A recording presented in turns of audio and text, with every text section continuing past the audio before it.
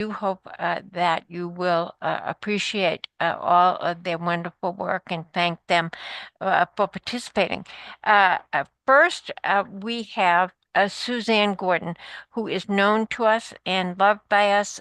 She has been with the women's, well, she's been with the, she's the author of 11 books, of which Our Veterans and let's see, you've got Wounds of War, among other of your books. She's an editor extensively on a number of publications. She's also the head of and the founder of the Veterans Health Policy Institute. She's also head. What? No, you go ahead, no problem. Yeah, okay. And as well as a notary on many issues relating to veterans in general, the VA in particular, and women's veterans in particular. And she is going to be speaking on the critical issues of women's health. You can get started, Suzanne. Thank you. Okay. So I have been studying healthcare for about 40 years and VA healthcare and the problems of veterans healthcare for about 15. I, as Bonnie said, co-founded and am a senior policy analyst at the Veterans Healthcare Policy Institute. And I've written 3 books about the VA, one of which is Wounds of War, How the VA Delivers Health, Healing, and Hope to the nation's veterans. Also a book called Battle for Veterans Healthcare, Dispatches from the Front Lines of Policymaking and Patient Care. And I want to just zero in on the healthcare problems of women veterans and how the VA addresses them, and sort of issue some warnings about efforts to privatize the VA and what would happen to women's veterans if the VA was dismantled. Veterans in general, I think, for those who are not familiar with the problems of veterans, healthcare problems have very specific healthcare problems. They are not like the average patient in the average practice.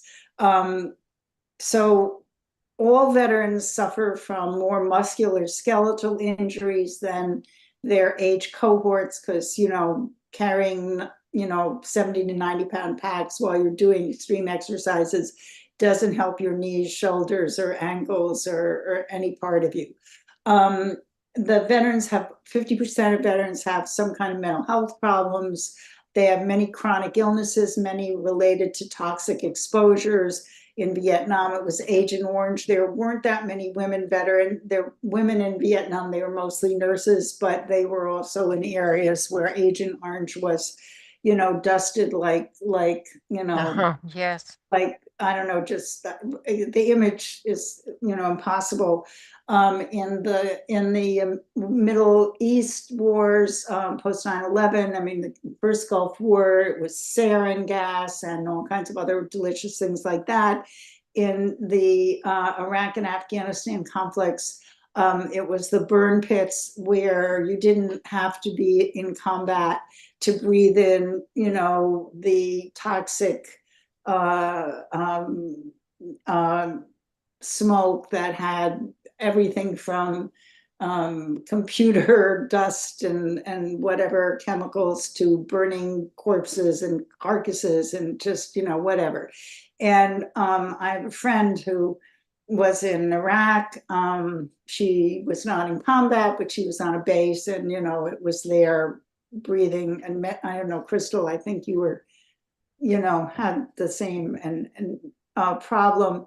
And then there's the problem of military sexual trauma, which is really serious. The military, from my point of view, is one of the most reckless employers when it comes to safety on the face of the earth. Mm-hmm. And obviously, when people sign up to give their lives for their country, they're hoping they're not going to have to do that. But, they're not thinking, oh, I could also be exposed to burn pits and Agent Orange, and all these things are completely preventable problems, right? These are, you can't prevent people shooting at you in combat and shooting at other people in combat or whatever.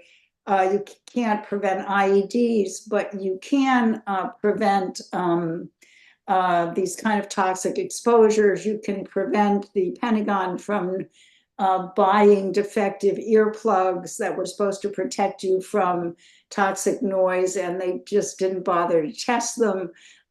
Getting helmets that were supposed to help protect from traumatic brain injury, to prevent traumatic brain injury, but they just didn't bother to fit them correctly. And then there's this problem of military sexual trauma, which affects, I'm sure some of you are going to talk about it, but it's like almost 1 to 4 women in the military have had some exposure. And it's also just a deeply misogynist culture. And that's kind of very important to recognize, because this infects the VA, not sometimes the staff, because 30% of the staff in the Department of Veterans Affairs are veterans, but also particularly the patients. So women have not only all these other problems that I just described and many more, but also suffer from everything from sexual harassment to rape to murder. I mean, if you look at the worst case, like of Vanessa Gillen, of course, she's not a veteran anymore. She never made it out of active duty because they murdered her and chopped her up in little pieces. And didn't seem to notice that she wasn't there for 3 months, at Fort Hood. At any rate, the VA veterans make up 7% of the VA patient population. Women veterans make up 7% of the VA patient population. And for this 7%, and I think, there's a tendency to think, oh, the VA isn't doing enough. And certainly the VA could do more, absolutely. But it is pretty extraordinary that for 7% of your patients, you are trying desperately to set up special accommodations for women veterans. This would be literally unknown in the private sector. And the VA has tried to accommodate women veterans, and they have sort of essentially 3 different models of care for women veterans. One is they have, and this is usually in large medical centers, model number 1, there's 170 VA medical centers in the country where they have a completely separate space for women veterans, where they have gynecological appointments and receive primary and mental health care. And women can go to these clinics and rarely interact with male veterans. Model 2 is a women's clinic that is in a distinctly separate wing of a VHA facility, where they receive primary and mental health care as well as GYN care, but they will walk down the same quarters as men, but they don't share exam rooms or waiting rooms with male veterans. The third model is women's health is integrated into large primary care practices, so female patients sit in the same waiting room as male patients. Every woman veteran is assigned to a designated women's healthcare provider who could be male, but who has specialized training in women's health. Now, in what are known as community-based outpatient clinics, which are not in large medical centers and are scattered around the country, there's about, 900 of them or more. There is one healthcare provider is required to have training in women's health and trained to do a pap smear on a military sexual trauma survivor, trained to understand the unique problem of women veterans.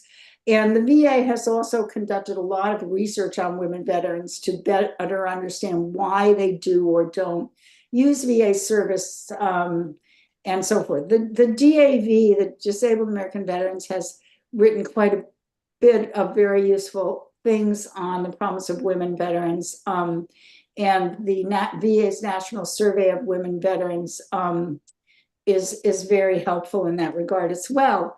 The VA launched, this was under Obama, the Center for Women Veterans, which tries to make the department more welcoming to women. Under the Trump administration, its director, Kayla Williams, who's a woman veteran herself, and really fabulous woman, was really undermined, not surprisingly, by her extremely misogynist bosses and left. But now under Biden, I think the center is trying to really promote more women's veterans, the image of women veterans.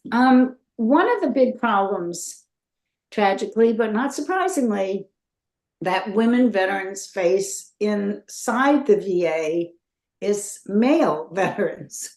So a lot that women veterans have in the VA about being harassed and so forth is not from staff, but from male veterans. Now, I do want to talk to you about one problem of staff. So sometimes, because the military has been predominantly male for decades, and women veterans represent such a small part. And so very often, when you saw a woman in a waiting room in a VA primary clinic or other care clinic, a primary or other clinic, that was the daughter of a veteran or the wife of a veteran, or someone who wasn't a veteran. So this gets imprinted in people's minds, and they do make mistakes, and will say, oh, you think that the woman veteran who is in fact a patient is somebody's wife, somebody's daughter, I don't know, whatever. And that is very irritating, but also I think we have to give people a little bit of a break, because it takes a really long time for cultural imprinting to change behavior. I mean, I'm 78 years old. You say the word doctor to me, and in my head appears a man, right? My daddy, who was a doctor, right? I mean, more than 50% of women are doctors now. I mean, I would never say that use he, exclusively, but it was imprinted on me from the time I was a kid, when they were all men practically, right? That doctor equals man. And now I know doctor equals man and woman and non-binary and blah, blah, blah. But the first thing that comes into my mind is guy. And that's wrong. And it's going to, my kids don't think that. But it takes a lot of time to change culture. And so we have to give people a break, even though we want to change the culture. What we shouldn't give people a break on is abuse. And a lot of times, male veterans will be very sexist and downright abusive to women veterans in the VA, just like they were in the military. Okay. And the VA often gets blamed for this, which is, I think, unfair, because the VA often becomes the blame target. It's like, a kind of a sticky glue thing for problems that originate in the military, and that the military should bloody fix. The VA is often blamed for veteran suicide, even though of the 17 or 20 or whatever veterans who die every day by suicide, over 80% don't get care at the VA. Right.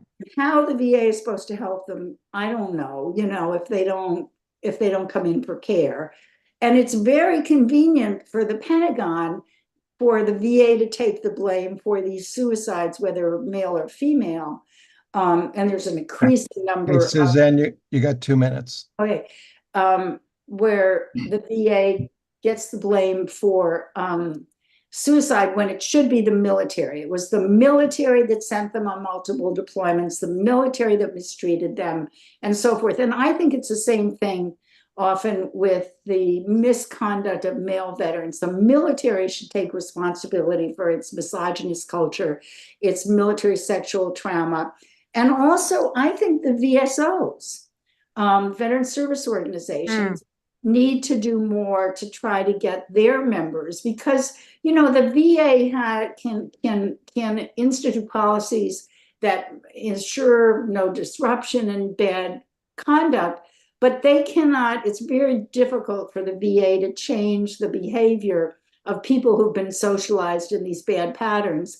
And I would argue that the Legion, the VFW, the IAVA, and every veteran service organization should take responsibility for trying to educate their members, to the extent that they have any left, in how to behave themselves in a healthcare setting where the people that sacrificed with them are trying to get health care.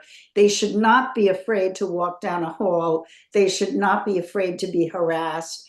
And the military should do something to end military sexual trauma, so we don't produce all these women, and by the way, some men who That's right. suffer from it. I mean, I would like to see the pipeline of preventable illness and chronic conditions stopped where it begins, and that is with the Department of Defense. That's correct. And then I think You're at time, Suzanne. thank you. So that's my message. Sorry, I went over. Thank you. No, you're fine, Suzanne. Don't worry about it. Thank you very much.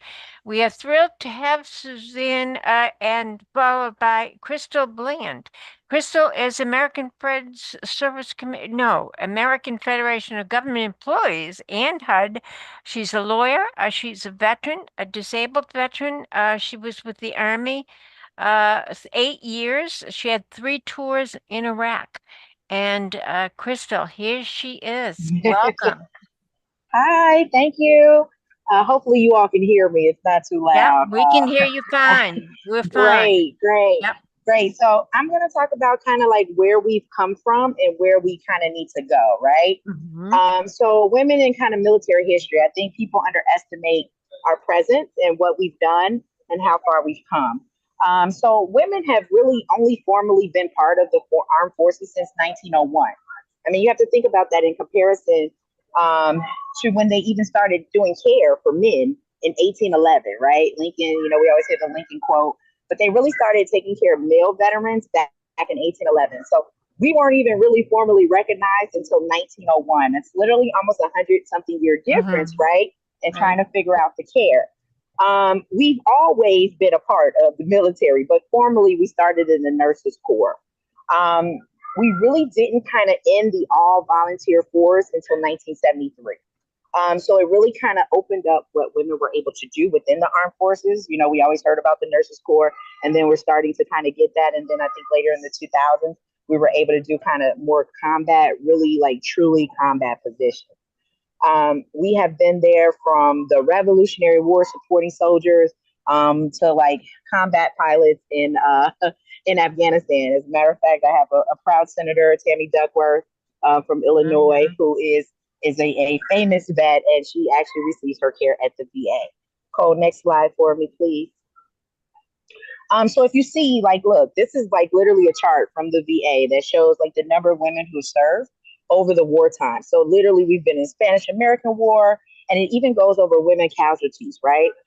So I don't think they really have counted those, whether those were technically like in combat or not, but more than likely, right? We're in war, they're in combat. So we have literally had like millions of women that have served. The casualties are low because women are smarter, right? We do things better. Sorry, Cole. We figure things out, right? So we have the least amount of casualties, and we're doing the work as if everybody else. Next slide for me, Cole. Okay.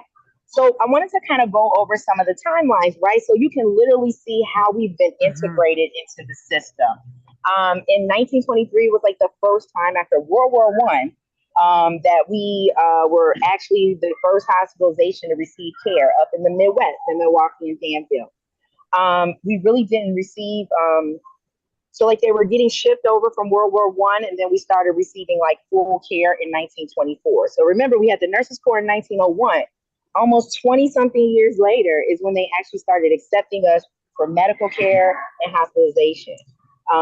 They didn't even start hiring women physicians until 1945, another 20 years later, right?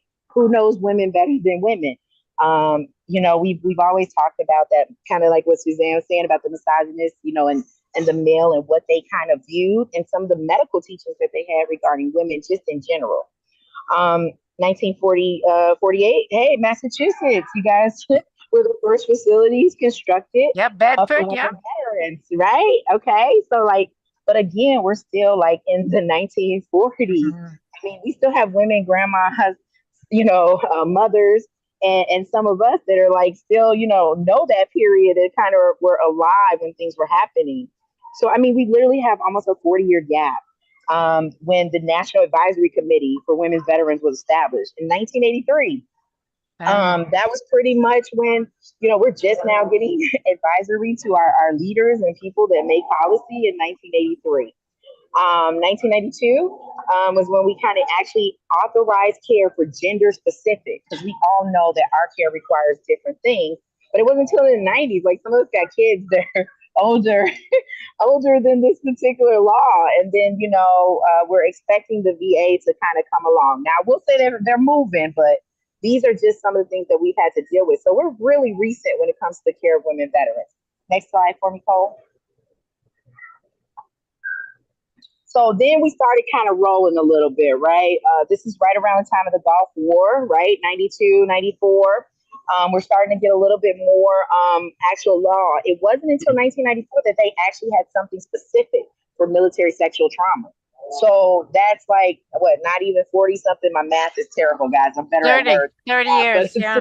Right. It's 30 years. And how prevalent has this even been beforehand, right? Until it's actually was there. recognized. Yeah, it was where we are positive it was there before they actually started looking at it, right? And then they also came up with VA funds. So now we're starting to get some money, right? See what happens when you put us women in the policy thing. And so 1996 was the first national summit on women's veterans in DC. This was really the time that women from across the nation, because we also have to consider cultural, even demographic issues, right? So this is the first time they're kind of getting an opportunity to come together from all over the nation to kind of discuss what are our issues and what are we doing. In 2000, I mean, good Lord, we're literally not even 25 years out, right? The Veterans Benefits and Healthcare Improvement Act was authorized in 2000. There was specially compensation for women's service-connected mastectomies, right? It's amazing how they do not take our women's birth rights and reproductive rights, but these are 2000. We're just now starting to get legislation. 2008, 8 years later, now we're starting to get the permanent advisory committee, right? So in the 1996, it was a good idea, but now we've actually kind of codified that. We just now mandated in 2010 a VHA policy for healthcare providers at every clinic. In the Illinois area, Chicago, we have Hines. And I know Hines has it was one of the very first ones, not the first, but one of the first, to do an actual women's health clinic. I can tell you from personal experience, it makes a difference when you do not have to deal with the male version of the clinic. You get your own doctor, your patient care team. And I understand that's very rare because we're considered a major city. But that's still not even rolled out in some of everywhere else. Literally, all of us started getting out the military, right? In 2001, post 9/11, healthcare doubled for women from 159,000 in 2000 to 13 years later to almost 400,000 people. Okay. So that's a massive amount to kind of invade the VA healthcare system, right? And are they really prepared? I mean, I will give them credit. They're trying, but you have to remember we've kind of flooded them in a short amount of time by government standards. Next slide for me, Cole. So again, now we're starting to actually invest in medical studies. So think about this. It wasn't until 2013 that they really put money to actually study us, right? So that's literally not even 15 years ago that they're just now doing medical studies. And we know some of these researches, medical research take years, right? To kind of do that. 2017, they actually started what they call the White Ribbon Program. So the VA is doing things to kind of address those harassment issues within the VA hospitals to try to set the culture. But I also agree with Suzanne that needs to start from DOD and from the actual military. You're really trying to change them. So we program them, right? We're taught all these integrities and things while we're in the military, and then we're going to reprogram them again when we're in the VA. So I think if it was done in conjunction, it would definitely give us a better result, right? And then in 2020, this is like literally recently, we established the Office of Women's Health, right, to provide great opportunities for like the overall well-being. And so like with everything going on with Roe versus Wade being overturned, we actually had some codification in the VA about our, fertility, expansion of newborn care, child care, sexual assault, trauma, homelessness. And that's very kind of important because I think it's underestimated because a lot of us women got out childbearing years, right? And getting close to menopause and things like that. So now we literally have at present more than 2 million women veterans, right? But out of those 2 million, only 600,000 actually receive care at the VA each year. But they have opened up like so much kind of comprehensive care, right? Mental health, maternity, gender specific for those who are trans and queer and LGBT, for those that are, transitioning. So they are coming a little way, but we still have a long way to go. Next slide for me, Cole. Okay, so these are literally like the top challenges. So the Wounded Warrior Project did a survey, and they found that women transitioning from veteran to civilian life, right? Number one, out the gate, 61% mental health, PTSD, anxiety, depression, right? It's already hard enough being a woman, and then we're going to add the unique challenge of being a veteran woman, right? Coming from combat, coming from service, being the minority, right? The second one was financial stress, and then 25% came back with military sexual trauma. Coping with physical injuries was actually kind of the last survey, right? But what we're finding is a lot of men deal with those kind of physical injuries, right? So ours is kind of in reverse, right? Ours is always like the wounds that are not seen. Okay, next slide.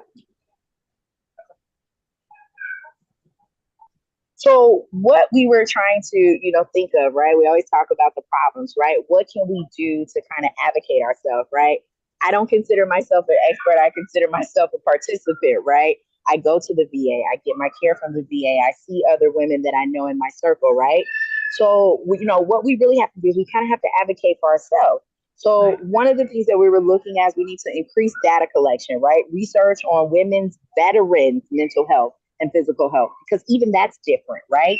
We have a unique set of challenges, some of the things that we've seen or heard in our career, right? And then on top of being a woman. So we definitely need to increase that. By increasing that, we really kind of need to participate in those surveys, right? I don't know if you get those letters in the mail. Hey, women vet, are you willing to participate in our study? I actually volunteer for a lot of those because I think it's very important for them to kind of know what we're going about and be truthful about some of our concerns. We definitely need to redesign the transition assistance provided to women that leave the service. They call it like TAP, I think, if you guys remember. Pretty much, they kind of do a one size fits all, right? Because we're like a machine, right? We kick them in, kick them out. Here's your job application. Here's your veterans benefit panel, right? But what we're finding is that a lot of women don't exhibit the issues of even mental health until almost years later. Like it's not almost immediate, right? We get out and then like 20 years later, now all of a sudden, why can't I sleep? Why can't I eat? Why do I have anxiety? Why are, these shots outside or these loud noises bothering me? So we also have to offer like varying mental health support, right? Throughout the span. I think part of the DAV study that was that Suzanne mentioned was talking about menopause, right? So we're gonna add menopause, right? The crazy hormones. And then on top of that, our mental health is still struggling. Those are literally signs that can show that can lead to, suicide. So we definitely need to kind of offer those varying kind of mental health support, right? Because, it could be support groups, right? It could be at your local church. It doesn't necessarily have to be into, just like the traditional medicinal setting. We kind of need to kind of increase women's healthcare providers who specialize in women's health, right? I understand, and I don't think people understand the effects of Roe versus Wade, right? A lot of our gynecological services and those that provide those special medical care services, they're starting to shift, right? They're starting to not go to some of these states that have outlawed women's rights and women's choice. So we really need to maybe either catch those people at the VA, right, or support them and start training them and bringing them into the VA setting so we can actually do that specialized medicine. And we actually need to increase family planning services. And those services actually need to be provided in all VAs and CBOCs, right? Rural areas, women need access. We have telehealth, right? If we can get them on a video screen, or we can get them some type of financial assistance, right, to put them in place to kind of go to those locations if they cannot offer those services immediately. So next slide for me.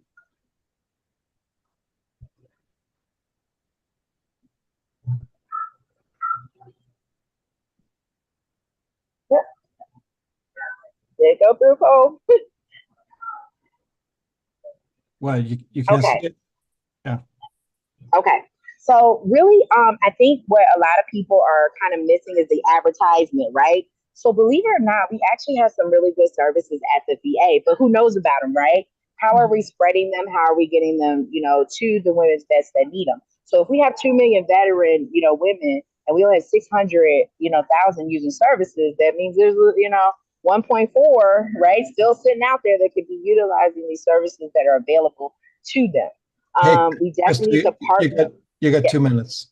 Okay, we need to partner with other organizations who are already doing the work, right? Let's work smarter, not harder. There's a place, Wounded Warriors, DAV, and there's also a service called Pink Concussions that actually specialize in TBI in women. Women's sports, like they do football, they do all kinds of things, right? They're also partnered with the VA. But those are things that people don't know about, right? And we also just need to address the stigma of women's mental health care, right? It was frowned upon maybe 20 years. It wasn't this big push to come get your mental health. It was just, oh, women are crazy, right? Deal with it. Take some aspirin. How do you, there's really triggering things that are really affecting us. I think for the suicide, we kind of need to educate family and friends, right? What are the signs? What are the things to recognize? How is, depression doesn't look the same across the board. So as we're learning and doing those things, we need to kind of keep pushing that and be as transparent as possible. And then, like I said, we're our biggest advocate. You guys go to these clinics. Women go to these clinics every day. If you see something, say something. Go to the director. Look, Veterans Tale. Go write a letter. Go write on their social media. We need this. We need that. How does this VA look? The one thing they can't stand is looking bad, okay? So if we can put all that stuff up there, that is actually one of the best ways to advocate, because I'm telling you, the directors, the secretary, the powers that be, they look at all of that stuff because they do not want bad PR, okay? So if we can do that, we need to do that. Next slide for me, Cole. And so this is kind of information women veterans need to know, right? All former service veterans are eligible for 1 year free mental health, regardless of your discharge status. Even if you're not eligible, there's certain healthcare services that are related to military sexual trauma. So you can actually still receive help and counseling for those particular things. And if you served in a okay, thank you. And the slides will go finish around. up the sentence. That's fine. Finish it up. Yeah. Okay. Crystal, I'm giving you my Crystal, I'm going to give you my time. Go ahead and finish your slides. Okay, thank you so much. Okay, so like if you didn't have VA healthcare benefits, but you served in a combat zone, there's like 300 community vet centers that women can go for alcohol, drug abuse, military sexual trauma, and other support. Okay, and I think I got like 2 more slides. One more. Next slide. So you guys can call this specific number for women's veterans, right? We don't use it enough. It's not even really advertised. You always hear about, the 1-800 suicide hotline, but there's actually something that, that can tell you where those centers are. And so they're not open 24 hours, but they are open for these particular times. So if you know women, pass the word, because actually word of mouth is one of the best ways to get some things out of there. Okay. I think the last one is next slide, Cole. Yeah, those are just the sources that I found some of the stuff, because of course I didn't make any of this stuff. This is stuff that was found through resources and online, and we appreciate you all giving me some of your time and allowing me to speak today. Oh, Crystal, wonderful. Thank you. This is wonderful information. We will include in our resource lists that will go out to participants? Thank you. This is great. Thank Micaila you. is coming up next. She's a Mass veteran, an advocate from Massachusetts, a Marine veteran with traumatic brain injury.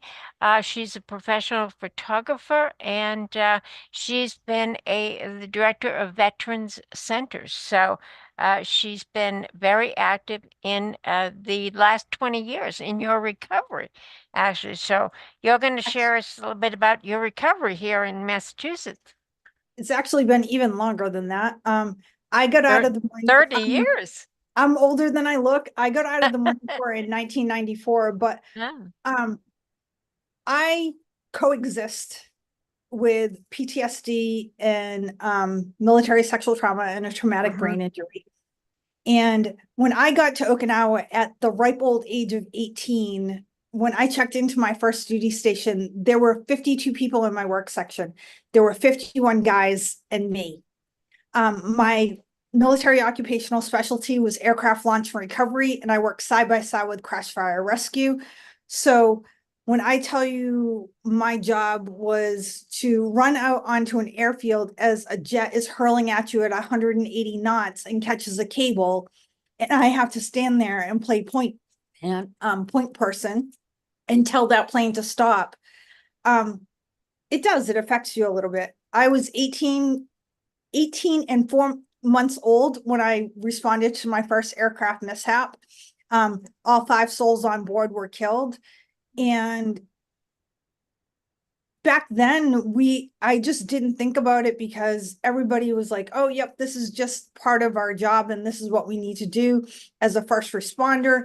You are just there, and nobody really talks about it after. They're just like, okay, you did your job. Okay, let's get back to the crash barn and shower off and let's get ready to go to chow. And it took many years of taking and filing it in the back of my head and just dealing with one incident after another incident and not thinking about it, just knowing that that was my job until I was getting ready to get out. And I was responding to an aircraft mishap, and we were informed that the aircraft was coming back from the rifle range, and it wasn't. It never made it to the rifle range, so it was full of ammunition. And so I fell and hurt myself when we were retreating, and I suffered a severe concussion. Back then, it was a severe concussion. There wasn't such thing as a traumatic brain injury, but I whacked my head so hard on the ground that I knocked myself out, and also fractured my neck and my S-spine, and ended up with a hemangioma on my T5 vertebrae. Again, they just took these things and chalked it up of, oh, yep, this is just part of your job and you'll get over it. I didn't think anything about it until I started having reoccurring nightmares and trying to figure out what was going on. Why was I having the same dreams over and over again, waking up in night sweats? And I actually thought that I was going crazy. So they actually sent me to mental health while I was still on active duty. I was actually medically retired from the Marine Corps with, back then, it was major depressive disorder because they didn't have an IDC code for PTSD. That didn't come along until much later. But when I got out, I moved to New Orleans, and my very first comp and pen exam, I was in the New Orleans Medical Center, and I sat out there for hours and hours and hours because, like Susan and Crystal said, oh, you must be somebody's daughter, granddaughter, wife, something. And then finally someone was like, little girl, what are you doing here? And I was like, well, first of all, I'm not a little girl. Second of all, I'm here for my comp and pen exam. And third, I've been here for hours and my appointment was supposed to be at 11 o'clock. And they were like, oh, we don't have an appointment for you. And then finally they went over and they looked and they're like, oh, we do have an appointment for you, but your doctor's already gone because you were a no-show.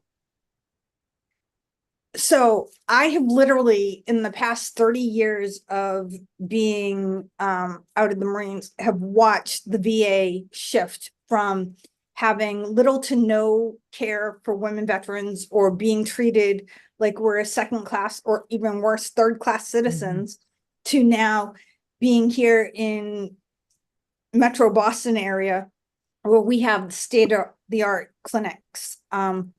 We here in VA Boston Healthcare have some of the most phenomenal physicians and clinics imaginable. And not only that, but we also team up with the area hospitals such as Mass General, Brigham and Women, New England Baptist.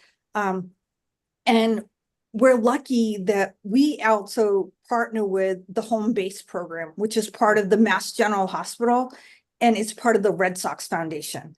And they help people from all across the country with PTSD and traumatic brain injuries. They'll fly them here into town.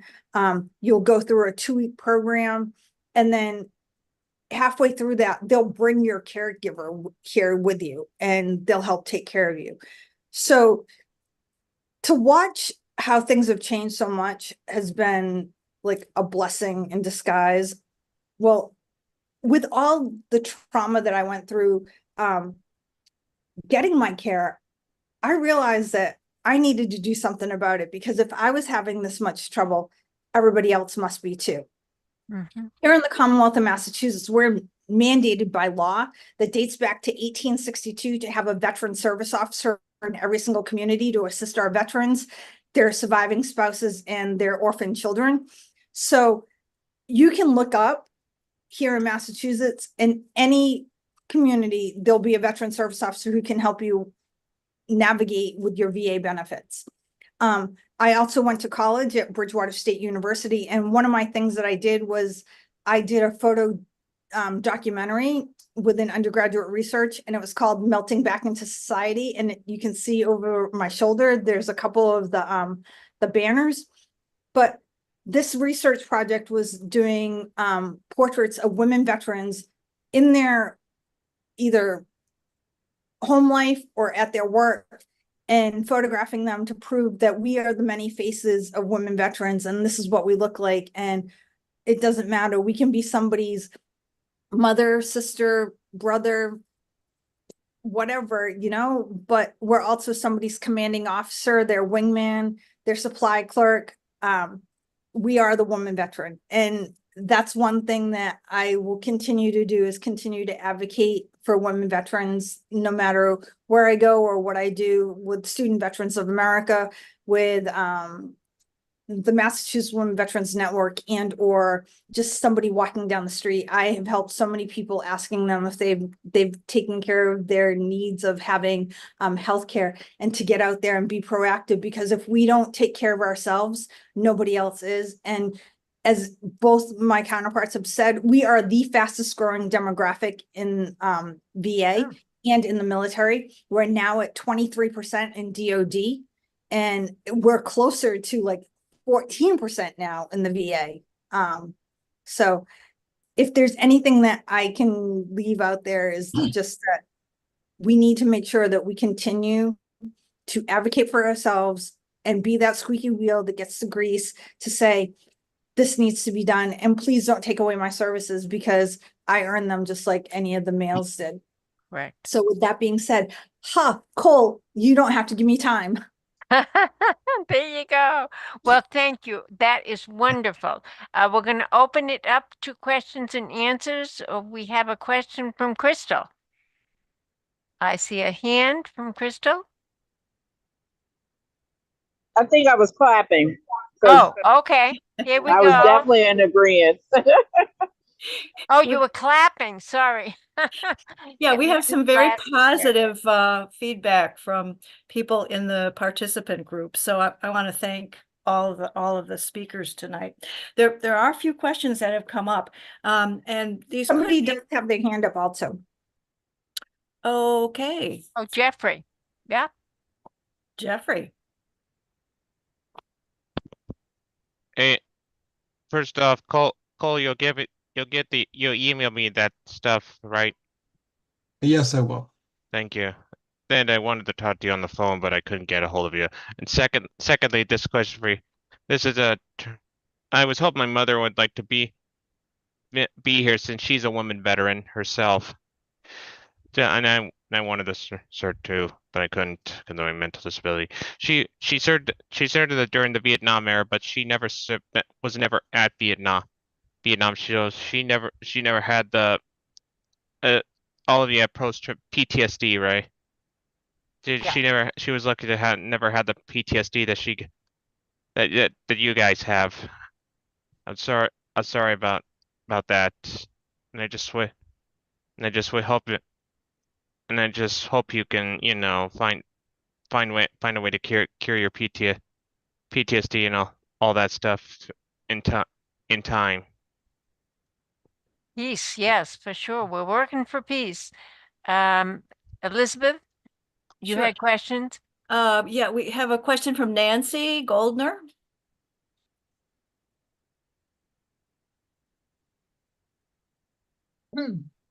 I am bringing up another kind of toxic exposure, which I wanted you to respond to, that you may not know about, but maybe you do. In the course of researching ICBMs, which I'm working on with another working group, I came across an article that relayed how the missile silos across 7 states, 400 silos, I believe, are exposing people to toxic chemicals. And even though the services assure the folks who are being exposed that something will be done about it, I suspect it has not, but I just wanted to bring it up because in the picture, of course, there was a woman who was in the silo. So a woman on active duty. So I don't know if there's any way to get the word out to not just the women, but the men, of course, but especially the women. Who knows how that affects our fertility and so on. Anyway. I can touch base on that a little bit. The PACT Act, which is the Yes. brand new law that went into effect 2 years ago, well, almost 3 years ago now, it brought on more illnesses and injuries that were related to Agent Orange, plus all the burn pit stuff and the Persian Gulf War. But it also talks about toxic exposure and having any veteran go in and be evaluated through the environmental screening. So there's a specific clinic within every VA, every major VA healthcare that does toxic exposure. So you go in there and you talk to them, you tell them exactly what you've been exposed to, and they can actually see people's service treatment records, and they can see where you were, and they can tell you, say, yep. And they'll even write a letter and say, okay, yes, this, and that. They do it for people who have been exposed to Agent Orange, and they've been doing it for burn pits and for other areas, both in Gulf War and OEF and OIF. But the more research that we get and the more people that are documented helps, because it's, again, if it weren't for all the Vietnam veterans who kept going in and saying, this is happening to me, I know that this is there, we wouldn't be having the list of 18 illnesses or injuries under Agent Orange. We wouldn't have our 14 under the Gulf War, under the PACT Act for us. So you just need to make sure that whoever you talk to, you say, you need to go in and do a toxic screening. And you just call the environmental people, and they'll be able to do that healthcare screening. And they have changed the requirements for VA healthcare also just recently, that they're opening it up to so many more people. So just go in. And a lot of people previously were denied because they were making too much money. but now those barriers have been taken down. So if something has changed in your life, go in and just be reevaluated, go in and see eligibility, or fill out the 1010 easy form and submit it, and then they'll get back to you with whoever is going to be able to assist you. Wonderful. That's great. Any other thoughts from Suzanne? Yes, I was thrilled to listen to my other co-presenters' wonderful presentations. I think the biggest threat to women veterans that we face now is efforts to privatize the VA. And while we speak,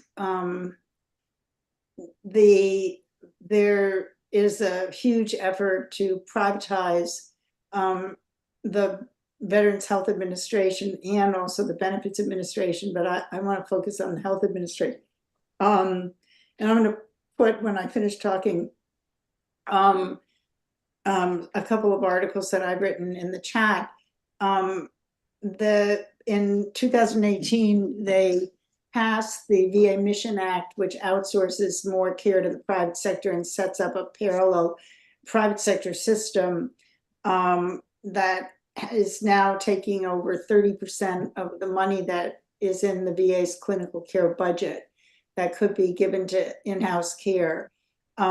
There's so many veterans, patients, and so much money going out to private sector providers who are, by the way, not required.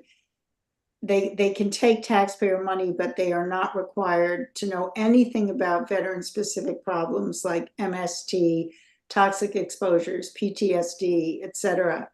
And studies have shown that private sector psychologists, primary care providers, specialty care providers are willing to take taxpayer money, but when they are asked if they would, for free, spend a couple hours in front of a computer or more than that in front of a computer to learn about veteran-specific problems, they say they're not interested.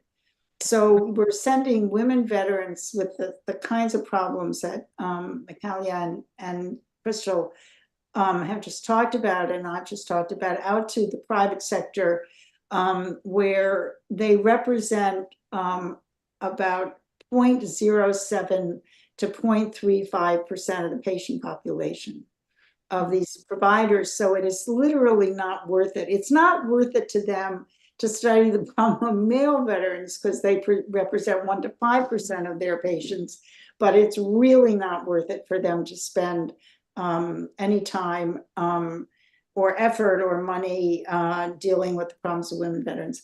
So, I think that all of us have to really not only try, in order to make the VA better for women veterans, the VA healthcare system, you have to have a VA healthcare system there to make better. Yeah. And we're really threatening the system. And I think everybody on this call and anybody who listens to any video should get involved in the fight against VA privatization. Tell their Congress people that they want the VA to be improved and expanded. So these crazy eligibility requirements, you have to have a service connection, you have to be indigent or low income, you have to have an honorable discharge, et cetera. That we've got to get rid of those and expand the VA to all veterans. But the VA is facing an existential threat seriously, and it won't be able to take care of anybody if we don't defend it. And any of us who care about a national health system for all of us that gives the kind of care the VA does, we can forget that too if they privatize the VA. So that's just my final message to the group. And we have a question from Ellen Barfield. Not actually a question. I just want to augment what Suzanne just said. I am a VA patient at the Baltimore, Maryland VA. Have been for 27 years with, I gotta brag about this, the same woman primary care doctor. She's wonderful. And I just found out she's 6 or 8 years younger than I am. So she's not going to retire out from under me for a while, which I'm thrilled about. I thought she was about my age. But the effects of the sending 30% of the VA's money to the private medical field. What has happened at my hospital is that getting your blood drawn is a huge long wait because they don't have near enough phlebotomists. They can't hire them. There are thousands of jobs across the VA system in the country that are Yeah. unfilled Mhm. because they don't have the money and don't have the authorization to hire. So they send them out to private doctors instead, who, as Suzanne said, don't know a lot that they need to know. And another example is not these glasses, because these are my computer glasses, but my regular bifocals. Since COVID, I didn't go in. I didn't want to be, face to face with an eye doctor, and my eyes weren't getting bad that quickly. But COVID's pretty much uncontrolled. So I called for an eye appointment last fall, and they gave me an appointment, but then they called and said, we got to move it a few days. Then we got to move it a few weeks. And then back in October last year, they said it will be this May, like right now. And at that point, I said, to hell with it. And I didn't ask for VA money. I simply could afford to go out on the civilian side myself. But there are definite damages evidencing themselves with these tremendous cuts to the VA, and they've got to be headed off and turned back, as Suzanne said. Thank you, Suzanne. Yeah, this is a related question, and Suzanne may want to address it as well as our other speakers, but are there specific campaigns that are organized to prevail against privatization? Anything that we could get involved with? Well, I know Crystal can talk about this, and maybe Micaila too, but I hope I'm not mispronouncing your name. Micaila. Please forgive me. Our group, Veterans Healthcare Policy Institute, is tirelessly fighting this. Crystal's union, that Crystal is, Right. AFGE, is tirelessly fighting this. The Veterans for Peace has a Save Our VA campaign. Common Defense, which represents multi-generational veterans, but has a lot of younger veterans, is also doing quite a bit.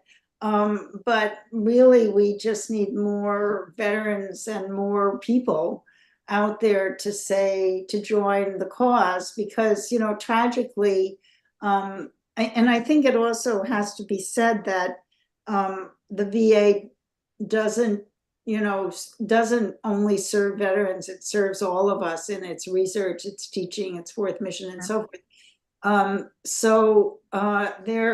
It's very heartening in groups like this, of 8 people, 20 people, people will say we're only a drop in the ocean, but the ocean is made up of drops. And, you get enough drops, you got an ocean.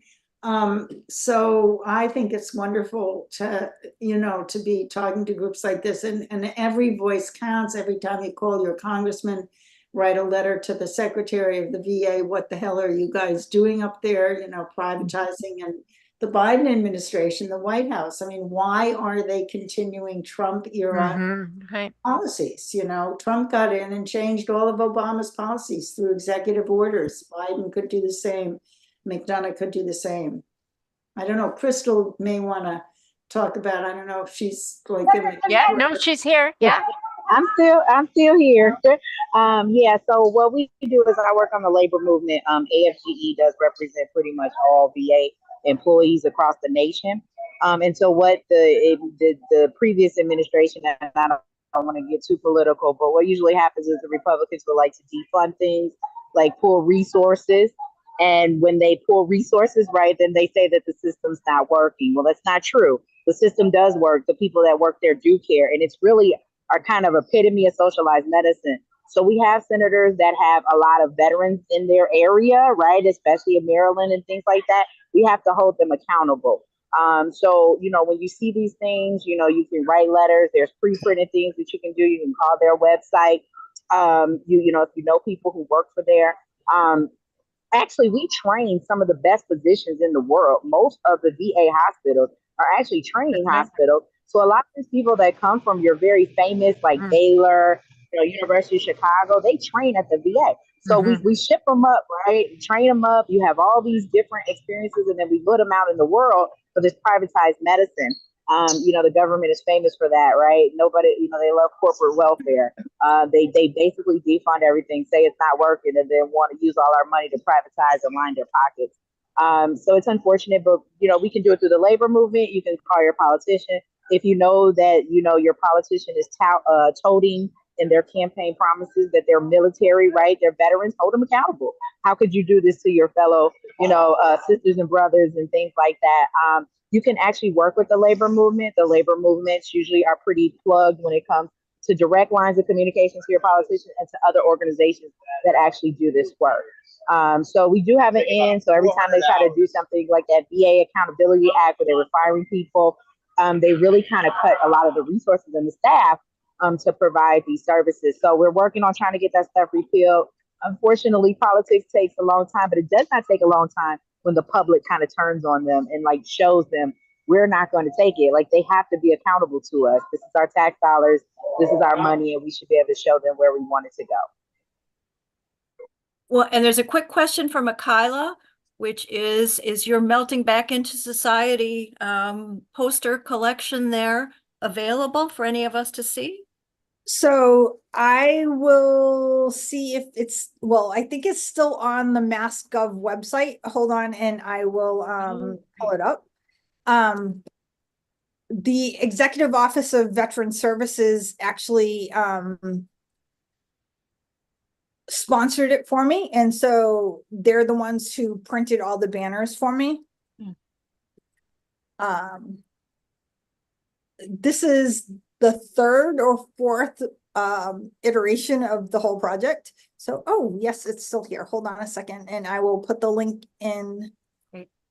That I'm the one that prepares the resource list, and that is on the resource list. So everybody that attended this or registered for this will get the link. Okay. Yay. Plus other information. So I started out photographing 10 women in 2021 as an undergraduate research grant. And then I turned around and redid the project as a directed study and made it into a sculpture. So I did shadow boxes. And then the Executive Office of Veteran Services saw it because I was advertising my reception. They said, what can we do to highlight this project for Women's History Month? But they wanted me to photograph a couple more women, and my couple more women became 16 more women. So I have 30 something women that I have highlighted, and we doubled them up on 2 to a banner. The woman in the camis and the 3 right here, this is a mother and 2 daughters. The mother is a brigadier general in the Air Force, and her 2 daughters are both airmen. And one of them just got promoted to E3. Lisa Ahasi is the assistant adjutant general for the Air National Guard from Massachusetts. And her 2 daughters are part of the National Guard also. So, but each person has a story out there. And then I also have my own website that has some of them hosted out there. I haven't put them all up there yet because it was kind of like a rush job to get it all done. But eventually I'm gonna be photographing some more people and adding to the story. Thank you.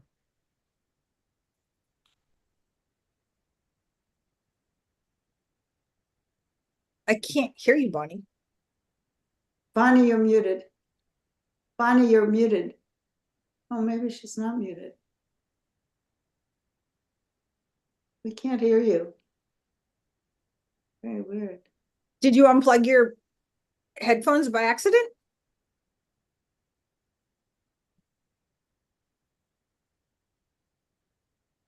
Uh-oh. I think she's trying. Can't hear Trying you. to wrap it up. She's trying to wrap it up. Let's play charades. I think she wants to say that this was wonderful It was. and to say thank you.